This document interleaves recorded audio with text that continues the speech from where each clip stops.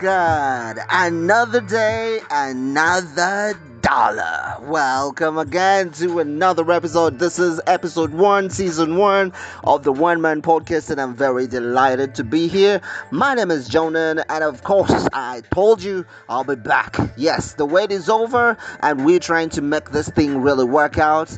I believe you are as excited as I am, and yeah, this is it. Yeah. Applause, applause. Okay, without further ado, how are you doing, everyone? Listen again to the One Man Podcast. Welcome to episode 1 of the season 1 when we are trying to make this whole thing happen. Okay, just in case you haven't subscribed and you're listening to this, help me subscribe, yeah? Yeah, just go right ahead. Right there. Click subscribe, yeah? And then after the show, you can leave us a comment, you can share, and whatever is going on, yeah? Okay, so, as you know, my podcasts are never scripted. I am always wanting to be spontaneous about this, and that is what I'm gonna be. Maybe some of them I will be scripting them, but I think I can only express myself well off script. And, I hope you're with me right here. So if you're looking for something scripted, well, this is not it. And yeah, so we're just gonna go with that. Anyways, in today's episode, just to give you a little bit of preview, we're gonna be talking about restaurant pricing, the reality of it, why it's done, what should we do about it, what do you think about it, and more. And that is what's going to be happening in this episode. I hope you're ready. It's one topic that people don't get to talk about a lot. But, here, what way to start? I'm a foodie and I love food, so I value whatever I pay for my food. So that's going to be our first episode that we're going to be talking about all that in the jiffy as you are here, and I welcome you all to the One Man Podcast. Let's do this.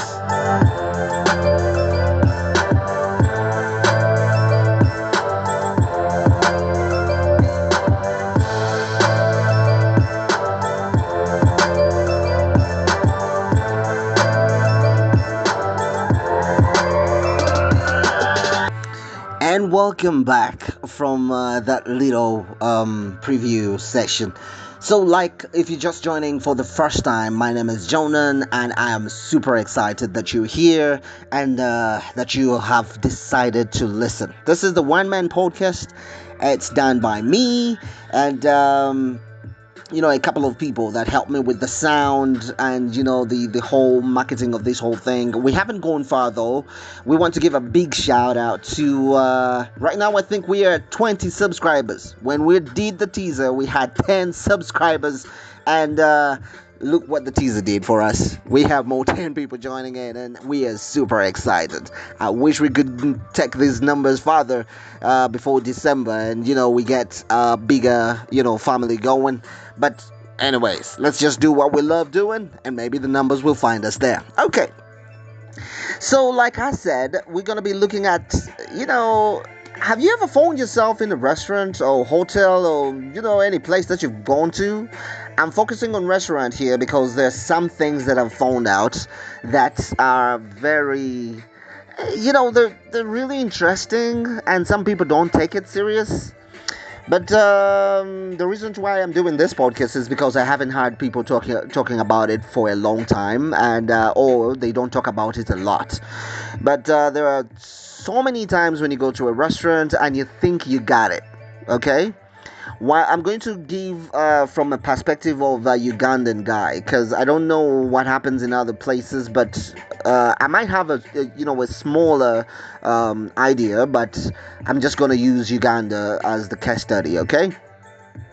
So when you go to the restaurants that we go to, we don't have very many Michelin kind of restaurants in Uganda, but we have cool places that we really look at, and if you ask any Ugandan, they will tell you they're 5-star places. So when you get there, these places tend to twist the names of stuff on the menu, and most times people couldn't understand what was going on. Like the names are so different, and when you order for this thing, they're gonna bring you the basic stuff that you know, and you're like, why didn't you just say it? You just say that I'm giving you chicken and chips instead of saying fall and whatever, botanical names that there is for potatoes or something like that. So in that way, you get robbed. Yeah, you had me. You get robbed because people don't want to. Everyone is pretending when they go to these places. I think I might be one in a million of a person that goes into a restaurant. I look at the menu and I make sure I call the waiter or the waitress and I ask them, what is this in particular. I always want to know what I'm gonna order. Okay. Of late, they have introduced pictures in the menu, which is kind of cool because you just point on it. You go to CJ's, you go to Java House, you go to Star Cafe, and other places. Well, they have introduced the pictures, so you just like point to the picture and like, I think this looks appetizing, and then you go ahead and order for it. But that is not the main reason we are making this podcast. Yeah, we're looking at the pricing. Because the pricing really rips you off when you're looking, but just because you're pretending about it. I don't know whether any other person shares the same thoughts, but it's something that we have to look at here. Because somebody is going to tell you that just to get a plain chicken and chips, you have to pay, this much money. And based on Ugandan shillings, a plate of chicken and chips from a basic place might cost you between 25,000 to maybe even 100,000, depending on where you go. And looks like most people want to go out and have a blast out there. They want the place that looks nice, the place that feels nice, where the service is 5 stars, something like that. Now, before we start complaining about how much they are charging, you have to look at the ambience, you have to look at the parking, you have to look at the toilets, you have to look at the service that they give you. So these people are going to use that as, leverage to charge you whatever they're going to charge you. Okay? I'm not going to mention names of places, but I know a place that will sell you beans and posho. And for our friends that are not Ugandan, beans and posho, beans posho is corn, milled corn. So they will sell it to you as more as 60,000, if not 70,000. Yeah? And somehow, people are going to order for it because they think other people care. Or they're looking at them and they don't want to look like they didn't know or something like that. Trust me, when it comes to me, I'm not going to pay that because I can make that at my home. And what is the reason for you to even go out there and start ordering for posho and beans that you can get at Mama Nalu's place for as low as 3,000 or 5,000 max? Yeah? But then you decide to go to this 5-star or 3-star restaurant and then you're ordering it. And then after that, you come to social media and you're complaining. Can you imagine? I paid this much. And I look at you and I'm like, really? Like you don't know how to read? Are you dumb? So it's really interesting when it comes to the pricing of this restaurant. So posho and beans, 60 to 70,000. They will tell you this is the traditional fall with mashed matoke or mashed plantain and an addition of green vegetables for 80,000. And you're like, boy, go. I'm not gonna buy that. Yeah. So for the complaining types, we should just learn how to cook these things. And I would really appreciate for someone to go out there and then you order for things that you cannot cook by yourself. For example, well, most of the things you can cook because you know them, but then there are some other things that need additional knowledge on how to prep them. For example, sushi, it's not your usual meal. When you go out there and asking for wontons and stuff like that, I mean, those sound really exotic, but again, when you go to YouTube and look for them, how to make them, they're basic stuff, and you can still make them at home. But my biggest problem is always with the people that go and they're ordering for things that are basically made at home. I know you're paying for convenience, you want to go and treat yourself, but somehow it doesn't make sense. Okay?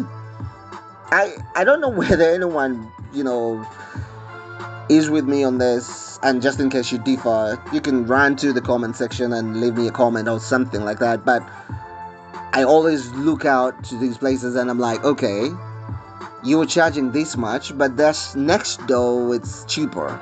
So I have to pay for the ambience and all that. I understand, but I'm not gonna pay for it. Okay?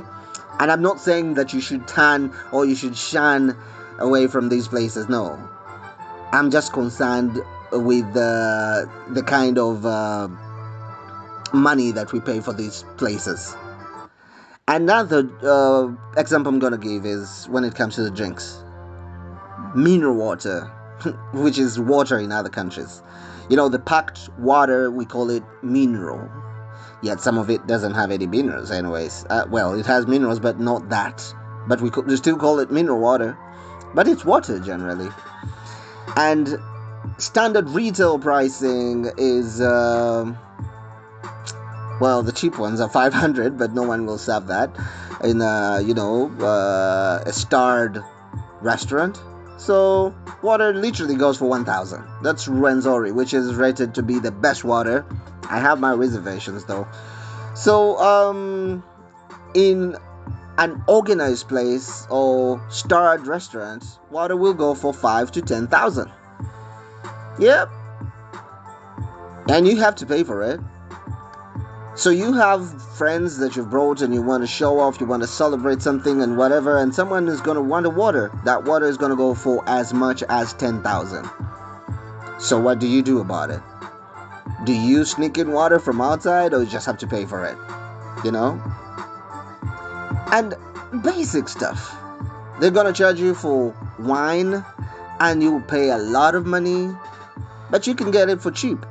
So we should differentiate between going out to have fun versus coming on social media and ranting about it because you've been robbed of your money. And this is a trick that I do for myself, and maybe I can help a person, one or two people out there. I always do research. Even if it's within my locale, I'll make sure I do research. Look at how much the champagne goes for, look at how much the food goes for, and I already know. So if you're a young guy and you're trying to date someone and you're taking them out for lunch or dinner or whatever, you should always know where to take this person, because you might look stupid when the bill comes and then you cannot afford it. Yeah? Can I let that sink in? Always do your research. It's very important. I'm gonna share a story, and I hope we have the time. But I'm gonna keep it. Very short. So me and a friend were in Nairobi, Kenya. We went to a place called Carnival, and we got excited. I mean, it was Carnival. It's not your usual restaurant. You're looking at meat from crocodile to oxen balls and stuff like that. So basically, we knew the price because we did our research online. And then we went to this place and we were excited. And so this friend of mine tells me, well, how about we get some wine? And we said, okay, let's get some wine. I think we have enough money.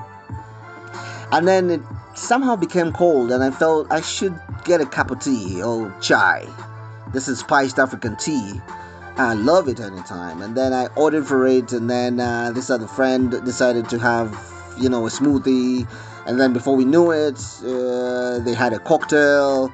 And before we know it, we were getting excited just for no reason. And then they brought this bill, and the bill hit home. It did. It was more than $100 US. Yes.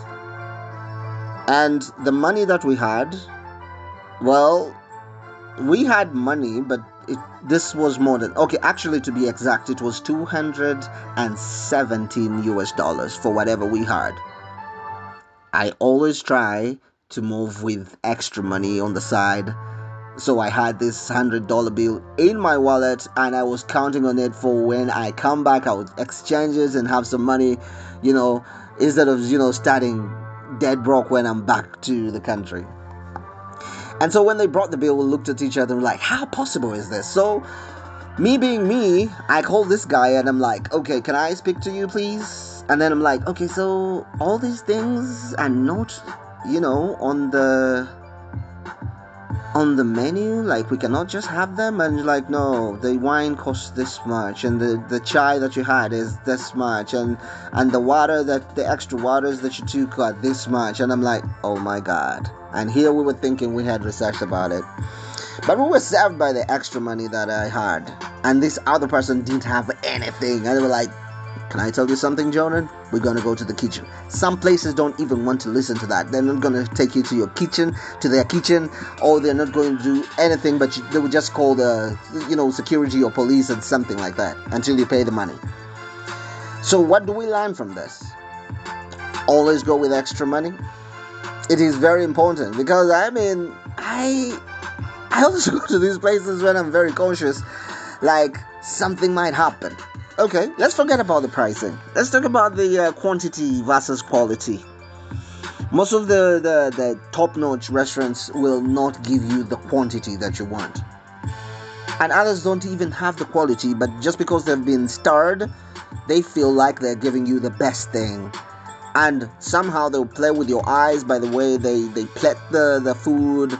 The presentation is really nice. The service is super cool. The ambience is nice. The music is just like top range.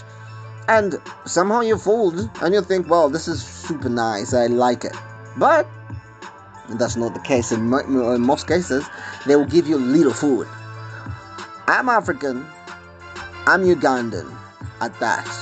I love my food, and I need to get the right quantity for the money that you're charging. So if you're telling me the posho and beans is going to be 60 to 70 or 80,000, then give me the quantity and quality for it. If it means me bagging the beans back to my place, then I will do that.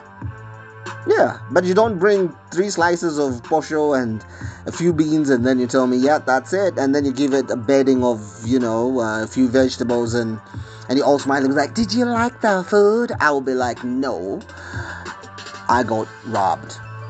It's always good to stand out. I'm not teaching you guys to become rebels in restaurants and stuff like that, but I think you just have to open your eyes. Yeah?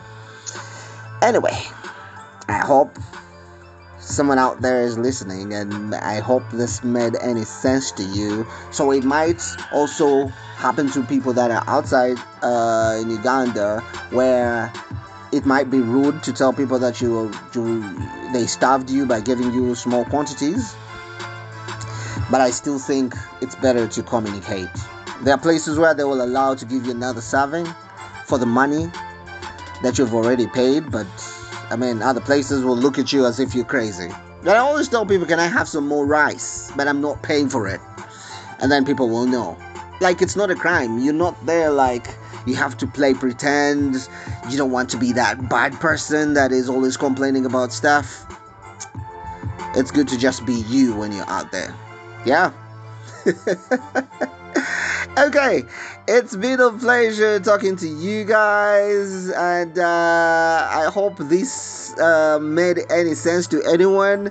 And for further discussion on this, feel free to send me a message in the comment section, or you can tell me about it somewhere in the comment section, and then let the discussion continue. And just in case you feel there's something I left out, I can come back for phase 2 about restaurant pricing, quantity versus quality, and all that right here on the Wine Man Podcast. Yep. I hope you've had a good time, and I hope to see you in the next one. Have a blessed day.